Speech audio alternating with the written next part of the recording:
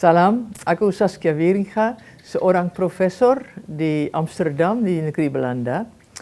Sudah lebih dari 35 tahun aku kerja di Indonesia, tentang Indonesia, dan terutama melakukan research tentang apa yang terjadi di 65, apa terjadi dengan pembunuhan massal sesudahnya, dan juga dampaknya atas masyarakat Indonesia. Studi pertamaku itu adalah tentang Gerwani, gerakan perempuan di Indonesia. Waktu itu gerakan perempuan hampir terbesar di dunia internasional. Dan Gerwani itu memang dulu sangat terkenal, orang itu sangat cerdas dan sangat aktif. Dan dari itu aku mulai coba untuk mengerti kenapa sekarang pergerakan perempuan begitu lemah waktu itu di tahun 80-an, 90-an. Sekarang sesudah reformasi, syukurlah sudah lebih kuat. Nah, itu memang pengaruh apa yang terjadi di 65, dan itu sama untuk pergerakan perempuan yang aku meneliti, juga gerakan buruh, gerakan tani, semua itu lemah sekali. Tidak ada orang yang berani, yang bisa, yang kuat untuk mencari keadilan sosial. Nah, itu memang harus dimengerti apa yang terjadi. Dan untuk itu kita bangun juga IPT 65. Aku sebagai ketua Yayasan IPT 65 di Belanda. Ada juga memang bagian di Indonesia. Dan yang kita bermaksud itu adalah untuk pertama bongkar kebisuan tentang apa yang terjadi di 65 dan sesudahnya, cari kebenaran. Kita belum tahu sampai sekarang berapa banyak orang dibunuh, mungkin 1 juta, mungkin 3 juta. Itu bedanya terlalu besar. Itu mesti bisa kita cari kebenarannya lebih luas. Tapi sekarang hanya negara Indonesia memang bisa penelitian seperti itu. Nah, sampai sekarang negara Indonesia belum siap untuk cari kebenaran. Aku rasa ini penting. Bukan hanya supaya korban tahu apa yang terjadi, tapi masyarakat seluruhnya mesti tahu apa yang terjadi. Karena bagaimana kita bisa mencegah sesuatu seperti itu terjadi lagi kalau kita belum mengerti apa yang terjadi di 65 dan sesudahnya. Bukan hanya begitu banyak orang terbunuh, tapi juga ada ratusan ribuan orang yang dikerjakan, melakukan pekerjaan paksa, disiksa, mengalami kekerasan seksual, fisik, apa saja. Mereka mengalami kelaparan, apa saja, dan begitu lama di penjara. Kenapa? Apa itu terjadi? Kenapa mesti begitu? Ya? Kenapa juga itu juga penelitian yang aku sangat tertarik dan aku sangat sibuk untuk melakukannya, itu adalah mana bisa di Indonesia bahwa tetangga saling membunuh, ya. Karena di sini bukan hanya tentara yang membunuh, tapi juga tetangga yang membunuh, ya. Orang yang sama-sama Islam, sama-sama Kristen, sama-sama kepercayaan apa saja, yang saling membunuh. Hanya karena beberapa orang dicap PKI, dicap Gerwani, dicap BTI, dan dicap juga ateis, dicap biadab. Mana itu bisa terjadi? Nah, itu memang peranan propaganda begitu besar. Propaganda adalah macam-macam. Pertama yang aku sudah melakukan penelitian tentang itu di tahun 80-an, tentang fitnah Gerwani. Memang fitnahnya adalah bahwa anggota Gerwani menari telanjang, tarian bunga harum, bahwa mereka sesudahnya memperkosa jenderal-jenderal dan memotong kemaluannya dan menyeret itu matanya. Itu memang bohong. Tarian tidak terjadi, memang itu kemaluan jenderal masih tetap ada waktu mereka dibunuh, dan mereka memang dibunuh oleh tentara, ya, tentara Cakra dan tentara yang waktu itu ikut dalam kelompok 30S. Kenapa itu memang orang cerdas, intel melakukan fitnah yang begitu aneh juga, ya. Memang karena itu yang sangat efektif di dalam masyarakat yang tradisional, yang beragama Islam, Kristen begitu kuat, ya. Itu fitnah seksual itu yang terefektif, ya, untuk menghangatkan jiwa mereka. Kalau PKI dianggap bahwa itu anggotanya, istrinya, gadisnya itu melakukan begitu yang sangat kurang beradab, maka itu kita memang punya justifikasi, legitimasi untuk membunuh semua anggota-anggota PKI dan dari organisasi masyarakat yang lain seperti BTI atau Lekra atau yang lain juga. Yang kedua, itu juga PKI dicap sebagai ateis dan anti Pancasilais, ya. Itu memang juga tidak begitu benar. Kalau kita lihat di desa-desa, ya, itu orang NU dan orang umpamanya di Jawa Timur yang aku kenal sedikit, memang orang NU dan orang PKI sama-sama abangan. Mereka sama-sama melakukan ya, Islamnya, tapi juga dengan ya, beberapa upacara, ada sajen, ada apa saja. Mereka tidak begitu beda. Tapi memang yang perbedaan mereka hanya itu adalah bahwa yang satunya orang NU, yang lain orang PKI. Memang bedanya lebih dalam di atas tingkat nasional. Bedanya politik, bedanya bukan agama. Di daerah-daerah Kristen sama aja. PKI atau yang lain sama-sama Kristen atau Katolik atau kepercayaan mereka sendiri, ya. Tidak ada bedanya di atas tingkat desa-desa, tidak begitu besar, tapi toh mereka dicap, PKI dicap ateis. Padahal Aidit, ketua PKI sendiri, dia bilang kita tahu memang bahwa Indonesia negara di mana agama sangat penting dan kita mendukung itu. Itu memang dilupakan, ya. Aidit dicap sebagai setan yang tidak beragama. Dia tahu agama begitu penting untuk Indonesia. Tapi memang ada persaingan besar di bidang nasional antara partai-partai politik, PKI dengan kelompok-kelompok Islam, PKI dengan tentara, dan yang itu korbannya orang di desa, orang biasa, orang miskin, orang yang cari bantuan sosial waktu itu, dan hanya BTI yang kasih, perempuan yang miskin, perempuan janda, perempuan yang pelacur, dan hanya Kerwani yang membantu mereka, membantu kasih bantuan sosial kepada perempuan miskin itu, yang membantu juga pelacur, karena pelacuran memang juga karena mereka miskin, tidak punya pendapatan apapun, Kerwani yang bantu. Dan mereka ikut, atau juga ibu-ibu dengan anak-anak kecil, anak-anak kecil mereka masukkan ke TK Melati, terus mereka dicap Kerwani.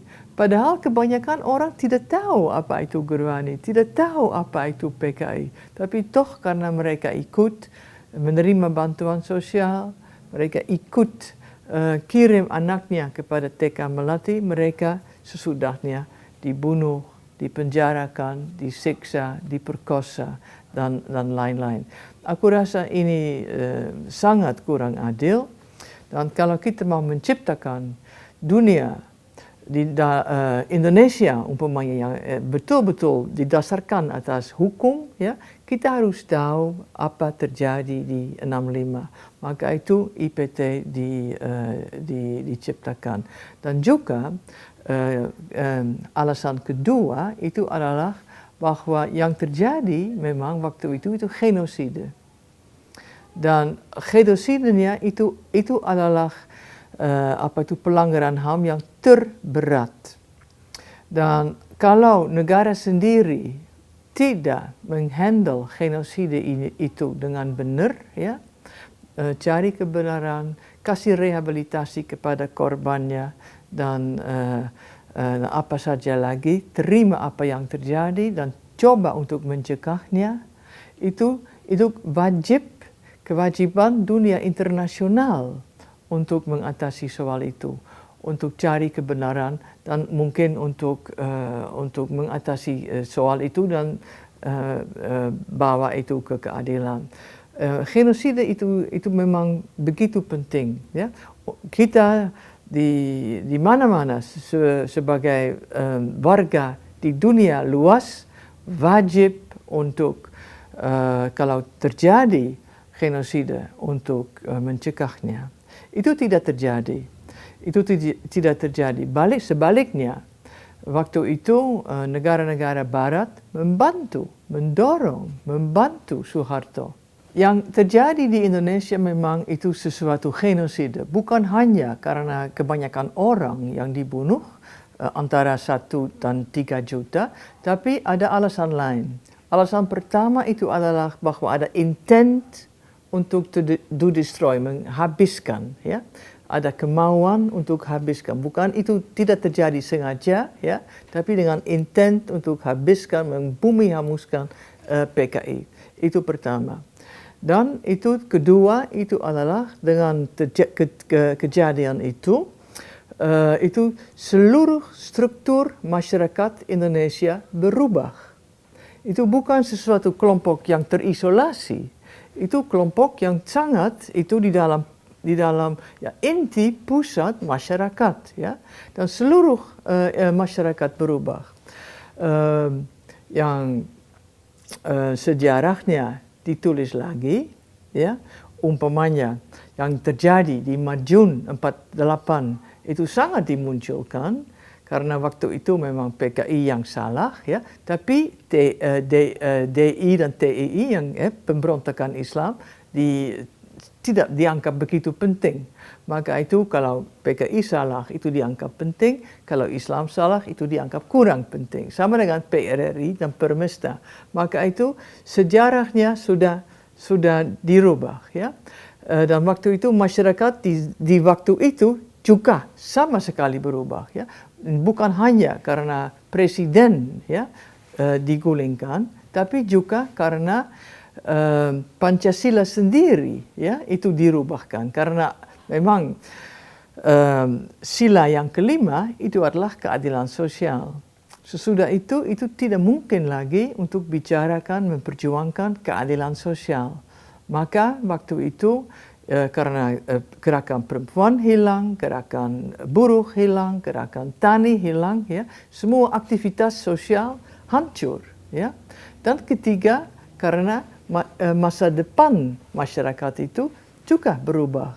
Itu wacana tidak adalah lagi tentang revolusi dan revolusi kita yang revolusi sosialis, emansipasi, bukan. Itu pembangunan, ya. Tapi pembangunan di cara sangat sempit, ya. Itu hanya kekayaan untuk orang tertentu, korupsi muncul sampai ke langit, ya. Dan juga bukan hanya itu, tapi yang terjadi itu adalah jiwa masyarakat berubah. Kalau sebelumnya orang bangga kalau mereka berkontribusi kepada membangun masyarakat Indonesia yang adil, sekarang sesudah 65 orang hanya bangga kalau mereka punya mobil mewah, ya. Itu jiwanya berubah, jiwa masyarakat Indonesia berubah. Nah, dengan definisi itu kita bisa bilang seluruh masyarakat Indonesia berubah, maka itu definisi genosida betul-betul berlaku. Sekarang kita di dalam tahap penelitian dan aku sebagai koordinator penelitian bawa semua argumen-argumen itu kepada hakim-hakim yang internasional yang sangat terkenal. Kalau mereka setuju dengan ini, dan ini sudah terjadi, ya, sudah ada hukum internasional tentang ini di Argentina terjadi, itu sama aja juga kelompok politik yang dibunuh dan itu dianggap sebagai genosida. Tapi di sini memang skala masih lebih luas lagi daripada di Argentina dulu. Maka itu aku berharap bahwa panel of judges kita betul-betul menerima itu. Nah, kalau itu sudah diakui oleh hakim kita akan bawa itu ke UN, ya, PBB, untuk supaya ada resolusi.